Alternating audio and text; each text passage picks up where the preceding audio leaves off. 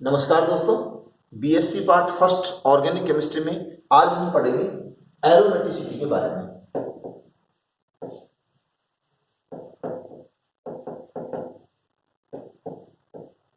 Aromaticity में हम पढ़ेंगे कि कौन सी स्पीशीज तो एरोमेटिक होती हैं और कौन सी स्पीशीज नॉन एरोमेटिक या एंटी एरोमेटिक या होमो एरोमेटिक होती हैं। तो बीएससी पार्ट फर्स्ट में ज़्यादातर जो बातें हैं हमारे सिलेबस में वो एरोमेटिक कंपाउंड्स के बारे में ही हैं, तो हम उन्हीं के बारे में पढ़ेंगे। लेकिन हमें ये तो पता चले कि कौन सी स्पीशीज तो एरोमेटिक होगी और कौन सी स्पीशीज एरोमेटिक नहीं होगी। इसके लिए हकल साहब ने एक नियम दिया जिसे हम हकल रूल कहते हैं।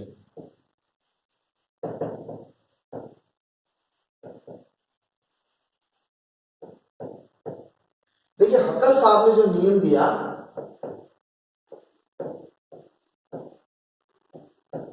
उन्होंने कहा कि किसी भी सिस्टम को यह देखना हो कि वो एरोमेटिक है या नहीं, तो चार बातें देखनी होंगी, यानी उसमें चार प्रकार की प्रॉपर्टीज होनी चाहिए।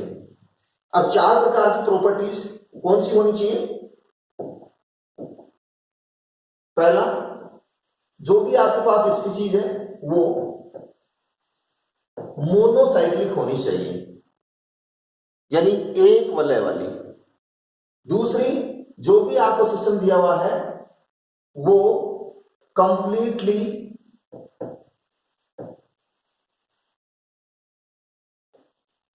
कॉन्जुगेटेड होना चाहिए। तीसरी बात, उसमें 4n+2 पाई इलेक्ट्रॉन्स होने चाहिए और प्लेनर होना चाहिए। तो हकल साहब ने कहा those species will be aromatic if they are monocyclic, completely conjugated, planar and having 4n+2 pi electrons. यानी ये चार प्रॉपर्टी जिस भी सिस्टम में मिलेंगी वो एरोमेटिक कहलाएगा। और इन चारों में से यदि हम इन 2, 3, 4 पॉइंट की बात करें, अगर ये प्रॉपर्टीज में से एक भी प्रॉपर्टी नहीं है तो वो एरोमेटिक सिस्टम की कैटेगरी में नहीं आएगा। अब हम कुछ एग्जांपल्स लेंगे। हाँ, एक बात और बता दूं, कुछ पुस्तकों में यहां पे लिखा हुआ है aromatic compounds must give electrophilic substitution reactions. ये बात पूर्णतः सही नहीं है कि प्रत्येक aromatic compound electrophilic substitution reaction देगा। बहुत सारे कंपाउंड ऐसे भी हैं जो इलेक्ट्रोफिलिक सब्स्टिट्यूशन रिएक्शन नहीं देते हैं। जैसे आपने पढ़ा होगा बोरेजिन के बारे में, तो जो बोरेजिन होती है वो एरोमेटिक होती है लेकिन फिर भी वो एडिशन रिएक्शन देती है। तो इस बात की कोई गारंटी नहीं है कि प्रत्येक aromatic compound electrophilic substitution reaction देगा। हाँ, जनरली इलेक्ट्रोफिलिक सब्स्टिट्यूशन रिएक्शंस देते हैं। अब हम इन चारों बातों को अप्लाई करेंगे विभिन्न सिस्टम्स के ऊपर कि वो एरोमेटिक है या नहीं है। अब मान लीजिए हमें किसी ने ये एग्जांपल दिया, साइक्लोप्रोपीन, और बताएं ये एरोमेटिक है या नहीं। तो कुछ बच्चे क्या करते हैं कि सर यहां पर एन का मान आप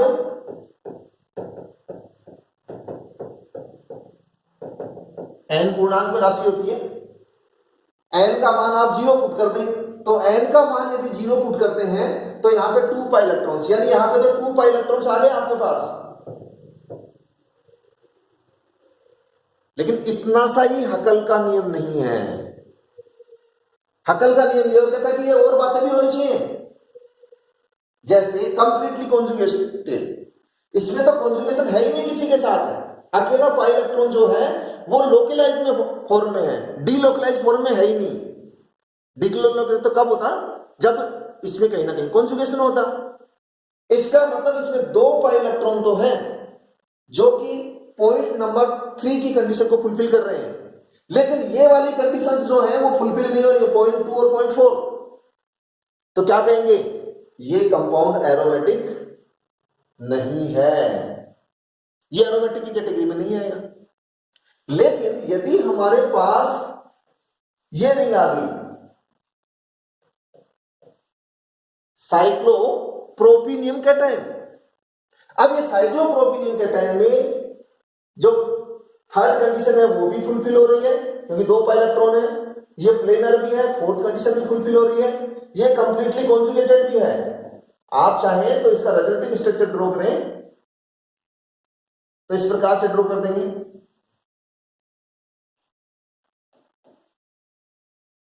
आप चाहें तो और इस प्रकार से रिजल्टिंग स्ट्रक्चर बना सकते हैं।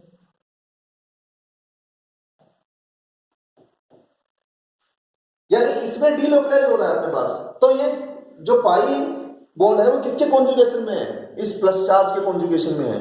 अर्थात ये जो साइक्लोप्रोपिनियम कैटायन है वो चारों कंडीशंस को फुलफिल कर रहा है। मोनोसाइक्लिक है, कंप्लीटली कॉन्जुगेटेड है, 4n+2 पाई इलेक्ट्रॉन्स है, प्लेनर है, इसीलिए क्या हो जाएगा? ये एरोमेटिक कहलाएगा। ध्यान रहे।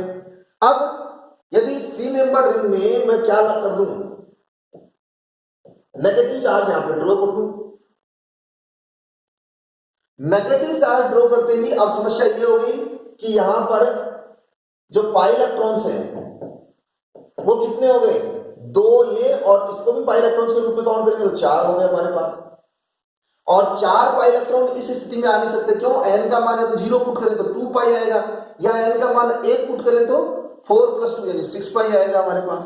तो क्या कहें कि ये इस कंडीशन को फुलफिल नहीं कर रहा, इसलिए ये एरोमेटिक नहीं हो सकता। तो सबसे पहले आप कंडीशन नंबर ये वाली लगाना, थर्ड वाली 4n+2 पाई इलेक्ट्रॉन्स वाली, ये फुलफिल हो रही हो तो उसके बाद ये और ये भी देखें आप, फिर ये भी देखें, तो अपने को पता लग जाएगा कि वो एरोमेटिक है या नहीं है। अब अपन 4 मेंबर्ड रिंग वाले कंपाउंड लेते हैं। मान लीजिए हमारे पास साइक्लोब्यूटीन है, ये मोनोसाइक्लिक है, हमारे पास कंडीशंस वही है 4। एक बार मैं वापस से लिख देता हूं, monocyclic, completely conjugated, 4n+2 pi electrons, planar. तो ये मोनोसाइक्लिक है, यानी पहली कंडीशन फुलफिल हो रही है। तो पहली कंडीशन इसने फुलफिल कर दी, कंप्लीटली कॉन्जुगेटेड, ये कहीं कॉन्जुगेशन में नहीं है, इसका मतलब कंडीशन नंबर 2 फुलफिल नहीं हो रही। 4n+2 पाई इलेक्ट्रॉन यानी 2 पाई इलेक्ट्रॉन, तो ये कंडीशन नंबर 3 फुलफिल हो रही है। और ये प्लेनर नहीं है क्योंकि इसके ऊपर नीचे क्या निकले, यहां पर एस निकले हुए हैं, इसीलिए 4th कंडीशन भी ठीक से फुलफिल नहीं हो रही है। तो हम क्या कहेंगे? ये एरोमेटिक नहीं है। अब जरा इसको थोड़ा सा इस प्रकार से बना दें। ये 4 मेंबर रिंग है हमारे पास, यहां पे मैं पॉजिटिव चार्ज ड्रॉ कर दूं, ये हमारे पास एच है। अब आप कहेंगे कि सर ये मोनोसाइक्लिक है, कंडीशन नंबर 1 फुलफिल हो रही है, कंप्लीटली कॉन्जुगेटेड। ये कंप्लीटली कॉन्जुगेटेड नहीं है, क्यों? ये पाई इलेक्ट्रॉन यहां से यही जा सकता है, अगर ये पूरी रिंग में घूम जाता तब तो कंप्लीटली कॉन्जुगेटेड हो जाता। 4n+2 ये कंडीशन फुलफिल हो रही है क्योंकि n का मान 0 पुट करेंगे तो ये 0 हो गया, और 2 पाई इलेक्ट्रॉन से 2 पाई इलेक्ट्रॉन से। और प्लेनर, ये बीच में अपने पास H आ गई, इसलिए ये प्लेनर भी नहीं हो पा रहा। तो देखिए इन चारों में से यदि कोई कंडीशन फुलफिल नहीं हो पाती है तो वो एरोमेटिक की कैटेगरी में नहीं आएगा, भले ही 4n+2 पाई इलेक्ट्रॉन्स इसके हिसाब से क्या हो, उसमें पाई इलेक्ट्रॉन्स हो, तो ये भी एरोमेटिक नहीं है। लेकिन यदि वही 4 मेंबर्ड रिंग लूं मैं और उस 4 मेंबर्ड रिंग को इस प्रकार से ड्रॉ कर दूं,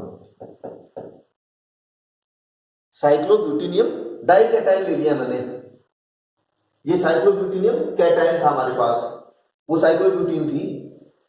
तो इसमें देखो कंप्लीट डीलोकलाइजेशन है, आप इसको यहां ले जा सकते हैं, आप इसको इधर भी ले जा सकते हैं, यानी कंप्लीट डीलोकलाइजेशन हो गया। ये मोनोसाइक्लिक है, इसमें 2 पाई इलेक्ट्रॉन है तो n का मान 0 पुट कर देंगे, ये प्लेनर है। तो ये जो सिस्टम है हमारे पास, ये क्या बन जाएगा? ये एरोमेटिक बन जाएगा। तो ये वाला एरोमेटिक है, ये एरोमेटिक नहीं है, ये भी एरोमेटिक नहीं है। अब चाहे तो कई जगह इनमें सब्स्टिट्यूएंट्स लगे होते हैं, वो आप जोड़ दीजिए। अब हम कुछ और एग्जांपल्स लेंगे।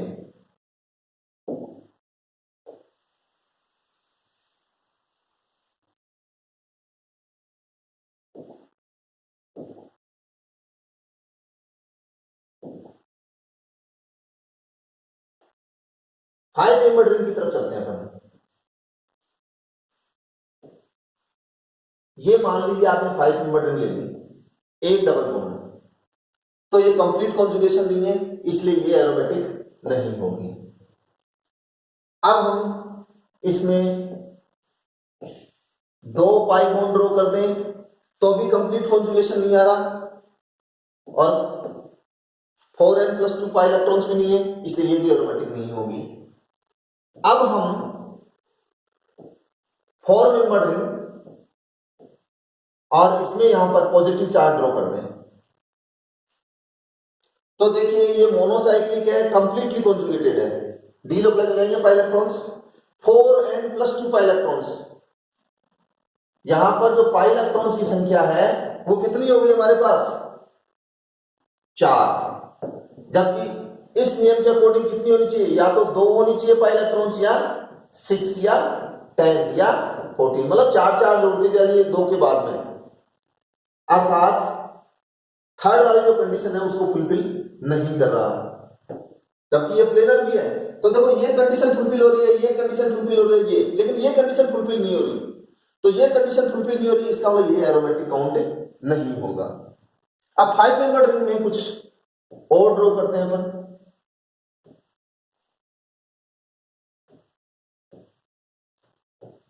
साइक्लोपेंटाडाइनाइड एनाइन की बात करते हैं। देखिए ये मोनोसाइक्लिक है, यानी कंडीशन नंबर 1 फुलफिल हो रही है, ये कंप्लीटली कॉन्जुगेशन में है, अर्थात सेकंड नंबर की जो कंडीशन है वो फुलफिल हो रही है। यहां n का मान अपन 1 पुट कर दें तो 6 पाई इलेक्ट्रॉन्स, तो ये थर्ड वाली कंडीशन फुलफिल हो रही है। ये प्लेनर भी है, तो ये फोर्थ नंबर की कंडीशन फुलफिल हो रही है। तो इस प्रकार से क्या हो जाएगा, ये एरोमेटिक की कैटेगरी में आ जाएगा। इसी तरह से बहुत सारे एग्जांपल्स हैं। ये 5 मेंबर रिंग के बारे में अपन ने चर्चा कर ली। अब अपन बात करते हैं 6 मेंबर रिंग। जैसे बेंजीन अपने पास आ गई, तो ये एरोमेटिक की कंडीशन में आएगी, ये चारों कंडीशन फुलफिल हो रही है। इसी तरह से कुछ अन्य आयंस ले लें अपन, जैसे ये बना दिया, ये बना दिया अपन ने, यहां ऑक्सीजन और यहां पर हमारे पास पॉजिटिव चार्ज, तो ये भी एरोमेटिक हो जाएगा।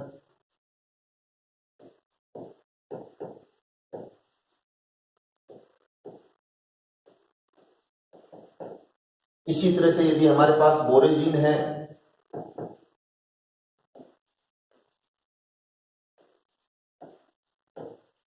तो ये भी एरोमेटिक हो जाएगा। और कोई 5 मेंबर्ड हेटेरोसाइकिल है हमारे पास, जैसे यहां पर ये पायरोल ले लें, तो ये जो लोन पेयर है वो इस एरोमेटिक सेक्शन में भाग लेगा, तो ये कितने 6 पाई इलेक्ट्रॉन हो जाएंगे, तो ये भी एरोमेटिक हो जाएगा हमारे पास। इसी तरह से फ्यूरेन हमारे पास यदि है तो ये भी एरोमेटिक हो जाएगा। थायोपीन हमारे पास है तो ये भी एरोमेटिक हो जाएगा। पिरिडीन हमारे पास है, इसका लोन पेयर बाहर निकला हुआ है, ये 6 पाई की कैटेगरी में आ गई, वो सारी कंडीशन फुलफिल, तो ये भी हमारे पास एरोमेटिक हो जाएगा। इसी तरह से कुछ और एग्जांपल लेते हैं।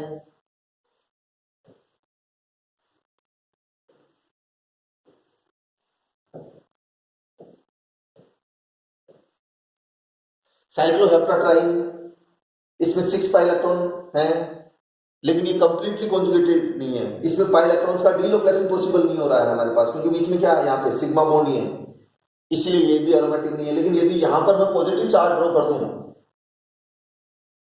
जिसको अपन ट्रोपाइलियम कैटायन कहते हैं, इसे, ये ट्रोपाइलियम कैटायन बन गया, और ये क्या बन जाएगा, एरोमेटिक। क्यों, ये मोनोसाइक्लिक भी है, ये कंप्लीटली कॉन्जुगेटेड भी है, ये जो 4n+2 पाई इलेक्ट्रॉन्स होने चाहिए वो भी है हमारे पास, और ये प्लेनर भी है, इसलिए क्या हो गया ये प्रोपाइलिन कैटायन है वो एरोमेटिक हो गया।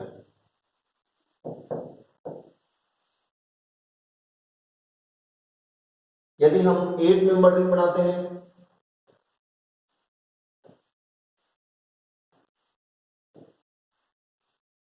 तो मान लीजिए इसमें 2 जगह पॉजिटिव चार्ज है इस प्रकार से, तो भी एरोमेटिक हो जाएगी। 8 मेंबर रिंग में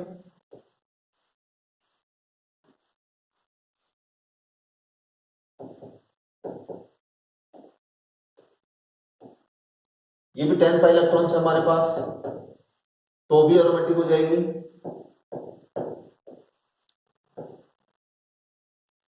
तो ये एरोमेटिक, ये भी एरोमेटिक, और बाय द वे ये ऐसा हो सीधा ही 8 मेंबर रिंग वाला,